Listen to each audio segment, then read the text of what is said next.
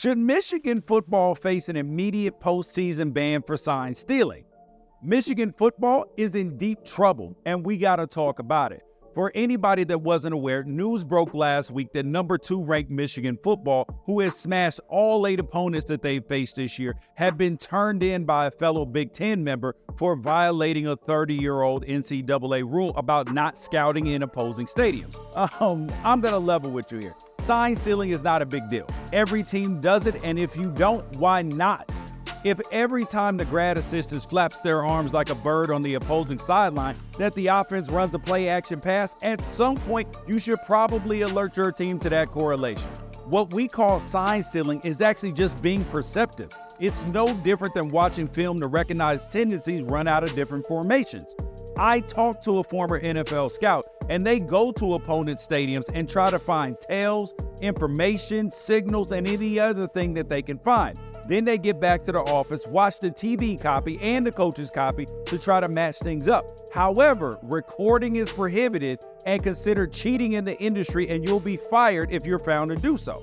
Now, according to NCAA and Big Ten rules, the way that they're currently written, going to future opponents' games and videotaping the sidelines in order to decode signals ahead of time is strictly prohibited. The scouts, coaches, and everybody in the building knows that. And that's exactly what Michigan did. A Michigan assistant named Connor Stalions has been buying tickets to games all over the Midwest and sending acquaintances even to video the opponent's sidelines. ESPN's Pete Thamel reported that sometimes Stalions even bought tickets on both sidelines. Yes, both sidelines, so he and a friend could knock out 2 teams with 1 game. And like Lloyd Christmas in Dumb and Dumber said, in case I want seconds. Michigan fans who know that they have a legit national championship contender are doing their best to brush this off, or at least trying to do what they did regarding Jim Harbaugh's suspension earlier this year for lying to the NCAA, saying all he did was buy a kid a cheeseburger. Well, this ain't no cheeseburger, buddy.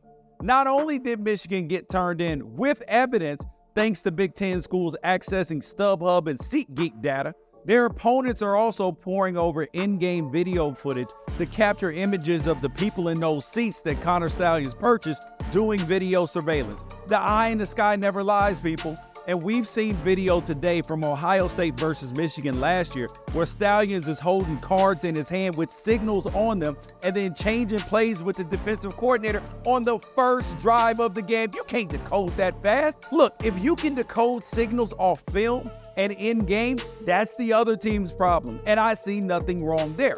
But what is the NCAA going to do about it? Because the NCAA has been powerless and petty for decades now. The only power that they have in punitive matters comes to the evidence that is handed directly to them. Tennessee football self-reported their NCAA violations. Arizona State football had a whistleblower in the building. And the NCAA would have never caught on to what was going on at LSU, Arizona, USC, and more if not for the FBI's investigation into the corruption in the college basketball recruiting. Corruption. But anyways, though, somebody in the Big Ten had an axe to grind and receipts to back it up. And the NCAA, who already had Jim Harbaugh reject their suggested punishment of a 4-game suspension earlier this year so he could serve his own self-imposed 3-game suspension instead, has a long memory and nothing but time. And time is usually the real punishment in these cases. The NCAA investigates things at a snail's pace, leaves schools in limbo, and gaslights the athletic programs into self-flagellating until it pleases them.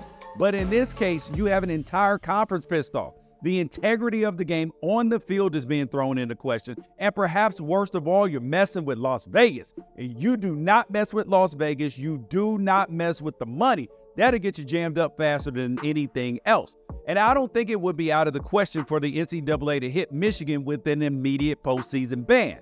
Not if they have video evidence of a network of surveillance enacted by a current staffer.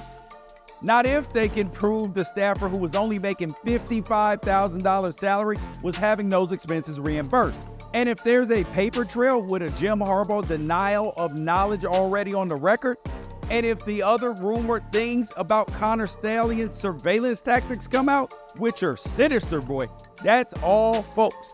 I'm not saying the punishment will be just. I'm not saying I want Michigan football out of the college football playoff picture. It's always bad that the punishment for the actions of the staff fall on the players. It'll be bad and dumb and wrong when it happens in this case too. But punishment is gonna happen. The question is whether it should happen this year. Let me know what you think in the comments.